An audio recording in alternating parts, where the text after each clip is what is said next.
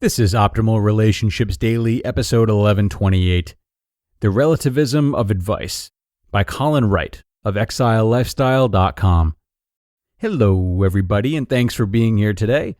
I am your host and narrator, Greg Audino, and this is the show on which I read to you from some of the best relationship blogs and books out there in about 10 minutes each and every day. And then I take your questions on Saturdays. And today we're going to keep doing what we do best as we take a look at a post from Colin Wright that's all about what to consider when giving or receiving advice. So let's get right to it and start optimizing your life. The Relativism of Advice by Colin Wright of ExileLifestyle.com. Good advice can be a difficult thing to acquire, though you wouldn't know it while perusing the how-to section at a bookstore, reading the opinion section of the newspaper, or browsing just about the entire internet. There's advice everywhere. Advice on money, on work, on relationships, on food. Advice about how to spend your time, how to raise your kids, how to travel or work out or edit a photograph.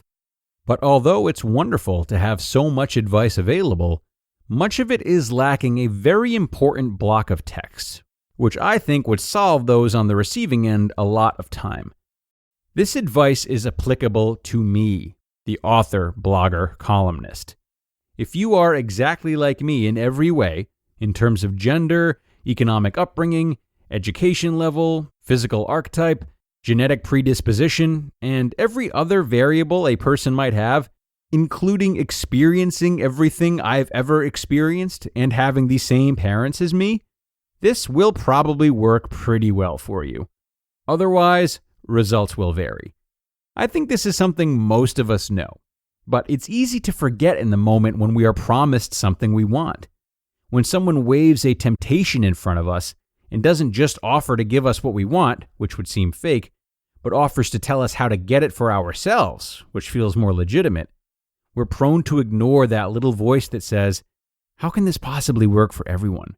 We even ignore the secondary voice that adds, if it worked, wouldn't everyone be wealthy / raise perfect children / have rippling six-pack abs?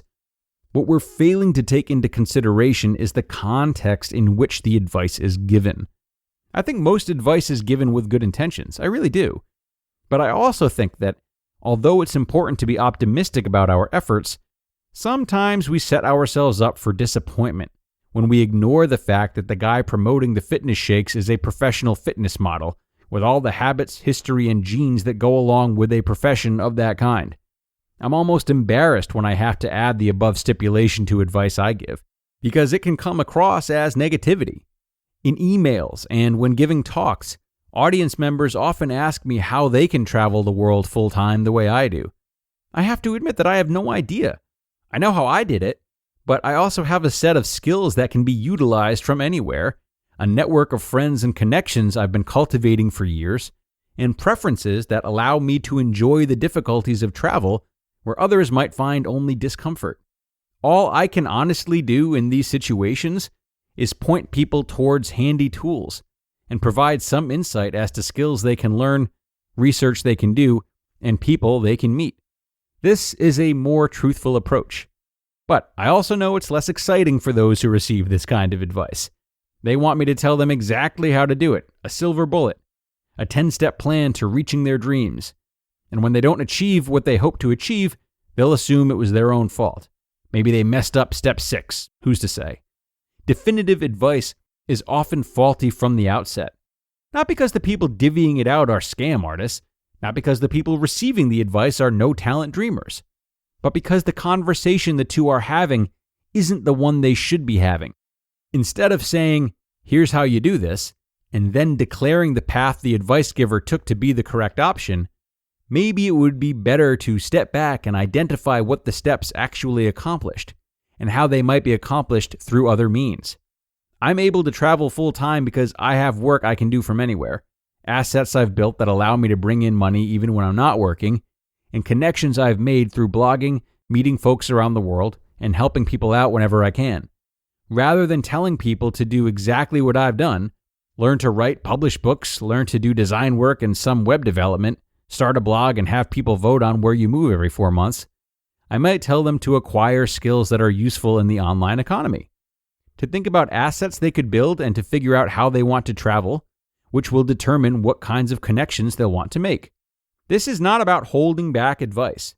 It's about giving practical, actionable, versatile advice that can be utilized by anyone, no matter their situation. Otherwise, in order to be truthful, I'd have to tell everyone who asks me how they can do what I do that they should start by being white, male, about 5'10", born in the US, left-handed, etc. The world is full of advice, and much of it is useful in the right hands, but also essentially worthless to most people. Consider the context of advice, whether you're giving it or receiving it, and adjust what you say or take away as a result. We might find that the conversations we have become far more valuable as a result. You just listened to the post titled, The Relativism of Advice by Colin Wright of ExileLifestyle.com. Here at Optimal Relationships Daily, we understand that navigating sensitive issues such as money and health can be extremely stressful, and such stress and anxiety can easily create family conflicts and affect your relationships. Before that happens, know that BetterHelp is here to help you cope with your emotions. BetterHelp assesses your needs and matches you with your personal licensed professional therapist, providing a safe and private online environment for you at your convenience. They have professional counselors specializing in depression, family conflicts, grief, and more to help you out. In fact, so many people have been using BetterHelp that they are recruiting additional counselors in all 50 states.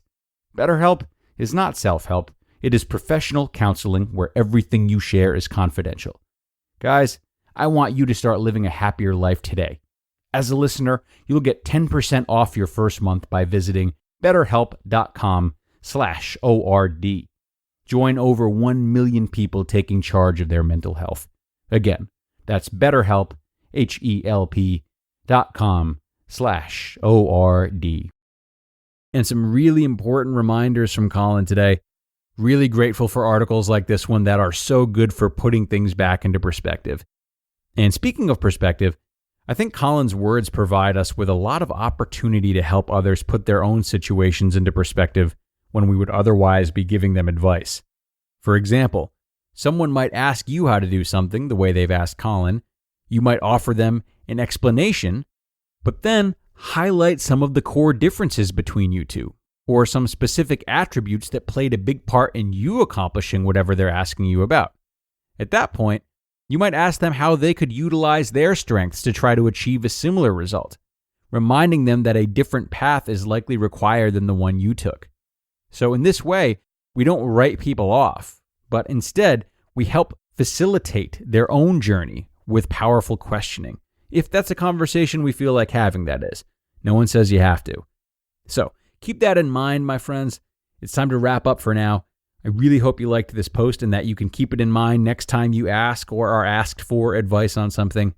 But in the meantime, I look forward to having you back here for another post. That'll be tomorrow in the Tuesday show. So I'll see you there, where your optimal life awaits.